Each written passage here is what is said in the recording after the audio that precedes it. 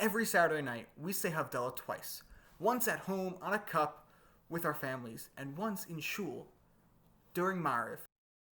The Gemara in Brachos on Lamed Gimel tells us that someone who says Havdalah twice, alakos and in Tefillah, yanuchu brachos al rosho, a blessing on your head. It's not just for Fiddler on the Roof. And we specifically put this into the bracha of Atta, the bracha about das, of understanding. Because Rabbeinu Yonah explains that Havdalah is all about appreciating that there's Kodesh and there's Chol, there's holiness, and there's the profane, the regular weekday. And so what a more perfect place to put this Atta Chonantanu, this Havdalah, if you will. The second explanation is a little bit more practical. We say this Havdalah of Atta Chonantanu in this very first bracha of the Bakashos, of the requests of Shemona Esrei. We're not allowed to make personal requests on Shabbos, and so right before we're about to make all the personalized requests on Saturday night, in that first bracha of Atta Chonen, we say Havdalah. Now, what if I've already said Havdalah alakos? Usually we say do Mariv and then Havdalah. What if I've said Havdalah already? Still, the Mishnah Berurah, without anyone really arguing, says say Havdalah and Mariv as well. You need really both of them, like the Gemara in Brachos explained.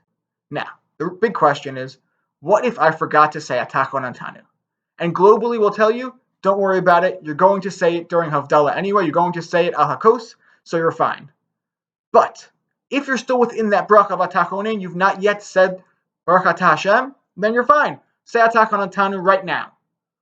And once you finish that bracha, then you're done. Unless you're the Aruch HaShulchan. Because the Aruch HaShulchan tells you that you can slip it in. I slip in the Atta Chonantanu right before the second Yehulu Ratzon, after Elokai Netzor. Now, what if I'm repeating Shemona Esrei because I made a different mistake? So this is a total second round of the Shemona Esrei. I've already said Atta Chonantanu once. The Shmir Shabbos Kehilchasa quotes Reb Shlomo Zalman Auerbach that I will not need to say it again. And thinking about a month and a half ahead, what happens when you have a Yom Tov that coincides with a Motzei Shabbos? Instead of saying Atta Chonantanu, we say a slightly different nusach. We say Betodienu, but it's still that same Havdalah in the Tefillah. Now, what if I forgot that? Shlomo Zalman Auerbach tells us that as long as you're within that bracha, the middle bracha of the Yom Tov Shemona Esrei, until you say Mekadesh Yisrael v'Hazmanim, then you're fine and you can say it. However, the Mateh Ephraim is a little nervous about adding extra things in where they don't belong, and he says don't say it at all.